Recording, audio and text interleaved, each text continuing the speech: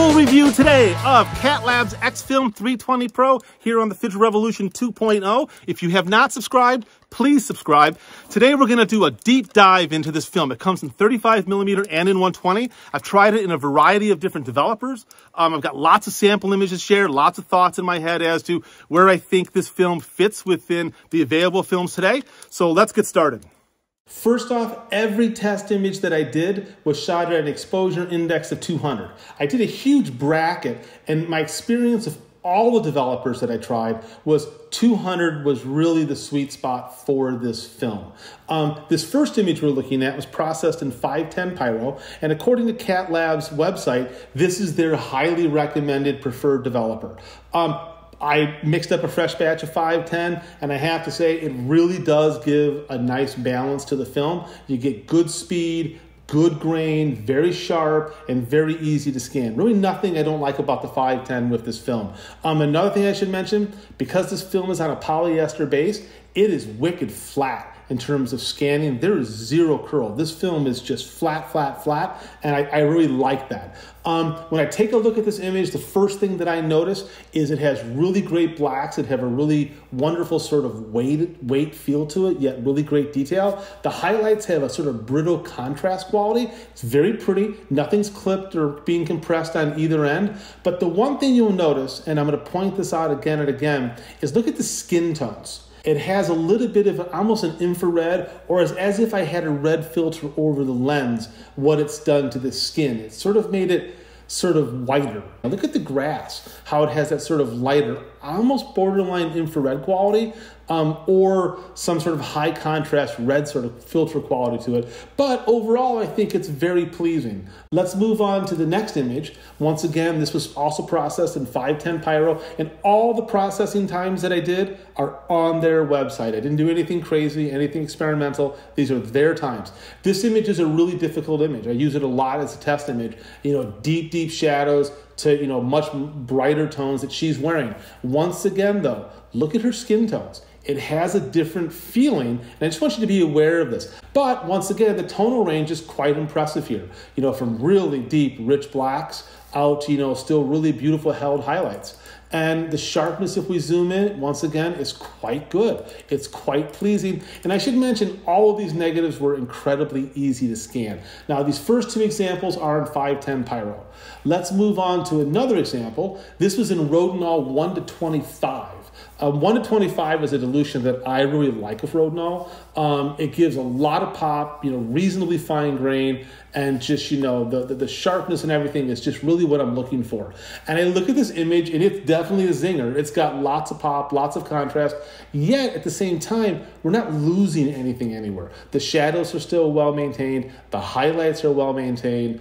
That's really a nice thing. If I zoom into it, it's got a little more grain, obviously, than the 510 does, but not by a lot. But what it also has is a really amazing, that sort of Rodinal look. The three-dimensional quality to the tree next to her is incredible.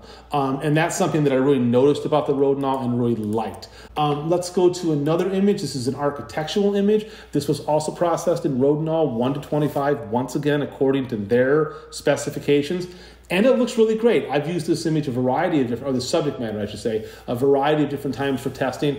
And this has a really nice feel to it. It's a really nice gray tone. If we zoom in, the detail is what you would expect for, a 320 box speed, 200 speed film. It's not bad. It's definitely has a classic grain feel to it, which I appreciate. And then I had to try it in Diafine. They didn't list Diafine as a developer, but whenever I get a new film, I always try it in Diafine because I just love Diafine. And this was once again at 200.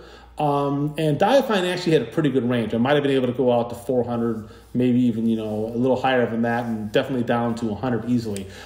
What impressed me about the Diafine was the compensation for the highlights. If we click in here to that window, you can still see the textural detail in the blind. And that's pretty impressive because that window was wicked bright that day. That was very bright sun coming in. You'll notice there's a little more grain. It's a little more salt and peppery feeling, really classic. So if you like a salt and pepper feel, this film with dye I find to be a really good choice. But once again, look at the spectral rendering of the piano. It feels a little different. So I'm trying to show you a variety of different images here. Let's just go back to the first one really quick. Look at the rendering of this. If this is what you like for a rendering of the film, this might be a good film. It's a really great value. It's a little more expensive than Fomapan, but it's cheaper than pretty much everybody else on the block by a lot.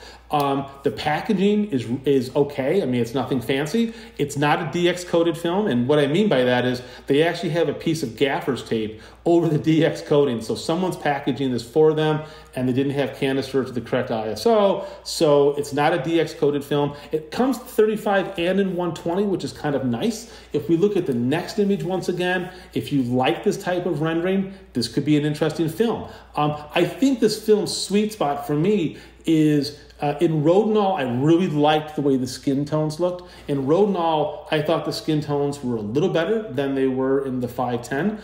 I also like the contrast in the Rodinal. I like contrast, I like pop, I like snap, but I like it when I don't have to lose anything. And I really didn't at 1:25. I've kept all the highlights, all the shadows. Everything that I love is still there.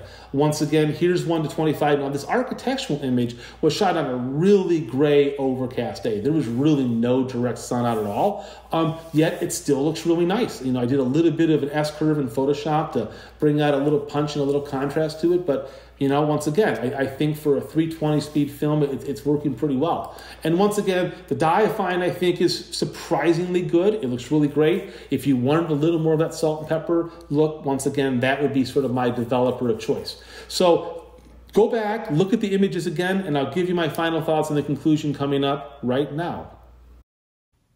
All right, so in conclusion, CatLABS X-Film 320 Pro. What do I think? It's a nice film. Is it the most beautiful film I've ever seen? No, but it's a really nice film, and it has a unique look, which I think all the sample images that I laid out demonstrate.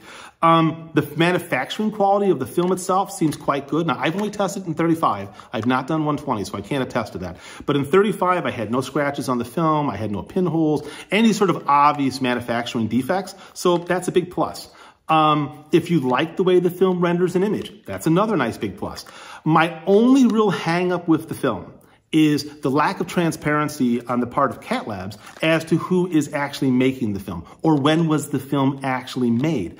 All they say on their website is that the film has previously never been available on the market for sale. We know it's made in the European Union because that's on the packaging, but that's it. Everything else is a mystery, and I don't like mysteries when it comes to my materials.